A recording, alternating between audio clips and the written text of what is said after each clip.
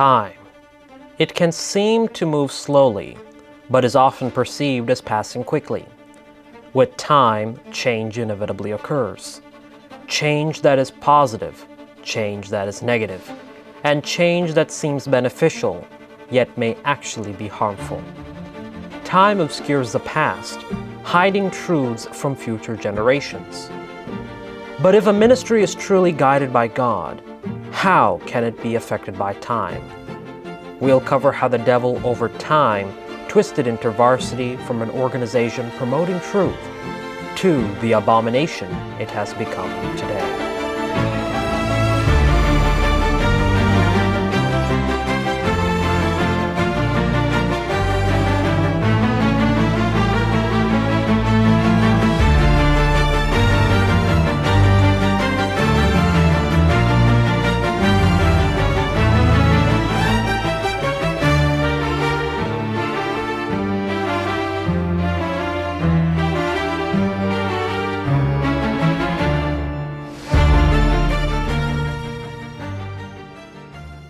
In 1938, Stacey Woods, serving as the Canadian director of the InterVarsity Christian Fellowship, made a pivotal visit to the University of Michigan.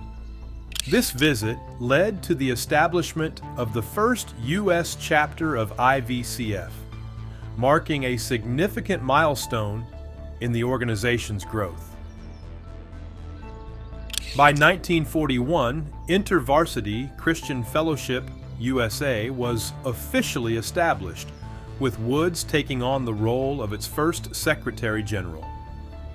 During this foundational period, 3 staff members from Canada supported its development, highlighting the close ties between the U.S. and Canadian organizations. Under Woods' leadership, IVCF experienced rapid growth in the 1940s and 1950s. By 1950, it had 35 staff members and 499 chapters nationwide. The establishment of InterVarsity Press in 1947, guided by Woods, provided quality literature to support campus ministry. Additionally, Woods played a key role in launching the student magazine His in the early 1940s, furthering his influence on Christian student media and literature. Woods was known for his dynamic, albeit sometimes brusque, leadership style.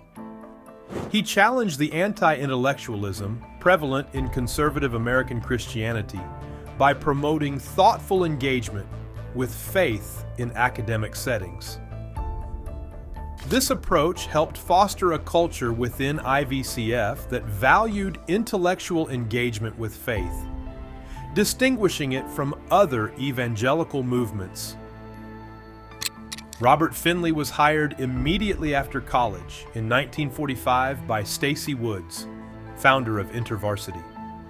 During this formative period for evangelical ministries, Finley collaborated with numerous pioneers, following God's call to spread the gospel across the U.S. and worldwide in the post-World War II era. Finley came to the attention of InterVarsity and youth for Christ leaders by establishing and leading a Christian fellowship at the University of Virginia in Charlottesville as a freshman in 1941. He also gained recognition as a Christian athlete, using his athletic achievements to share the gospel. Finley was undefeated for 2 years on the UVA varsity boxing team and won the Intercollegiate Middleweight Boxing Championship in 1944. He was also elected student body president. The University of Virginia Christian Fellowship grew to over 50 students during Finley's years. When Woods visited Charlottesville, he remarked that it was the largest Christian fellowship he had seen develop spontaneously at a secular university. Finley received numerous speaking invitations while still a student, including one that changed his life. A telegram invited him to speak at a Youth for Christ rally in Chicago, expected to attract 25,000 attendees at the Chicago Stadium. Finley chose to go despite it being on the same day as his graduation ceremony in Virginia. On the platform, he sat between singer George Beverly Shea and Dr. Harry Ironside, pastor of the Moody Church. Afterward, he was inundated by pastors and ministry leaders offering him speaking opportunities. 2 organizations offered Finley the chance to be a traveling evangelist, and he accepted both offers. During the week, he worked for InterVarsity on college campuses, and on weekends, he spoke at Youth for Christ rallies. Finley traveled across the Midwest by bus and train, and on Memorial Day 1946, he spoke before a crowd of 75,000 at a Youth for Christ rally in Chicago's Memorial Stadium. Another speaker that day was a young pastor named Billy Graham. This encounter sparked a lifelong friendship between the 2 evangelists. A few months later, when Finley decided to buy a car for ministry on the West Coast, Graham sold him his used 1942 Pontiac for $300. Finley's travels across college campuses made him increasingly aware of the growing number of international students studying in the U.S., some of whom he led to faith in Jesus. In 1946, he enrolled at the University of Chicago for graduate studies in church history, choosing to live at the International House on campus, which housed 500 students from 100 countries. At each meal in the cafeteria, he prayed for guidance to a table where he could discuss God with students. This experience deepened his interest in foreign missions, allowing him to become a missionary without leaving the U.S. However, InterVarsity did not formally begin ministry to international students until many years later. The following year, 1947-1948, Finley returned to itinerant campus ministry with InterVarsity. His passion for reaching international students was further stirred at a missions conference for international students in Colorado, as well as subsequent Youth for Christ and InterVarsity-related conferences in Switzerland. He then spent several years traveling internationally as a missionary evangelist. In his autobiography, Apostolic Adventures, Finley recounts his return from overseas in 1949, stopping in Hawaii, where InterVarsity's Gwen Wong met him with a warm welcome and a full week's schedule. She had arranged for me to stay with Christian families every night, speak for student groups every day, at Youth for Christ Saturday night, and 3 churches on Sunday, he wrote. While in Korea in 1950, Finley stayed in frequent contact with Stacey Woods, who referred to him as an ambassador for the International Fellowship of Evangelical Students. Finley found that Christian fellowship groups thrived in every department of every college and university. Woods instructed him to affiliate these groups with IFEs, but Finley resisted, fearing they might face persecution for aligning with a foreign organization, especially as communism gained influence. War broke out, and Finley returned to the U.S., unable to mend his relationship with Woods, and subsequently left InterVarsity for good. In 1953, Finley founded 2 mission organizations that continue his legacy: International Students Incorporated, based in Colorado Springs, and Christian Aid Mission, located in Charlottesville, Virginia. The former has staff and volunteers sharing Christ's love with international students across the U.S., while the latter supports indigenous evangelistic ministries worldwide, including in countries closed to Western missionaries. Urbana is a significant Christian student missions conference sponsored by InterVarsity Christian Fellowship. The conference aims to educate Christian students about global issues and the challenges missionaries face worldwide. It also encourages students to explore the biblical mandate for cross-cultural missions, inspiring them to participate actively in missionary work. Urbana lasts for 5 days at the end of December, culminating in a final communion on New Year's Eve. Each conference offers dozens of seminars on specific topics related to university life and international missions. Worship plays a central role, incorporating diverse styles, including songs in various languages, reflecting a global and multi-ethnic perspective. The first Urbana Student Missions Convention took place in 1946 in Toronto, attracting representatives from 151 colleges, universities, and seminaries across North America, along with 100 missionaries. L.E. Maxwell, president of Prairie Bible Institute, and other Christian leaders spoke at the event. The second Urbana, held in 1948 at the University of Illinois at Champaign, Urbana, drew VIWA 300 students from 154 campuses. Its slogan, "From every campus to every country," emphasized the global scope of the mission. Jim Elliot, who later became known for his missionary work and martyrdom in Ecuador, attended this Urbana as a student. Subsequent Urbana conferences have generally been held every 3 years, moving to the University of Illinois at Urbana-Champaign from 1948 to 2003, with the Assembly Hall, now State Farm Center, serving as the primary venue after 1963. Urbana has grown into a major platform for engaging students in world missions. Several key highlights can be noted, such as an exhibit hall, where students can network with leaders from over 250 missions, organizations, and seminaries. Participants gather each morning and evening in the Edward Jones Dome to hear from engaging and relevant world mission speakers, and to worship with a focus on multi-ethnic worship. The conference concludes with a New Year's celebration and communion.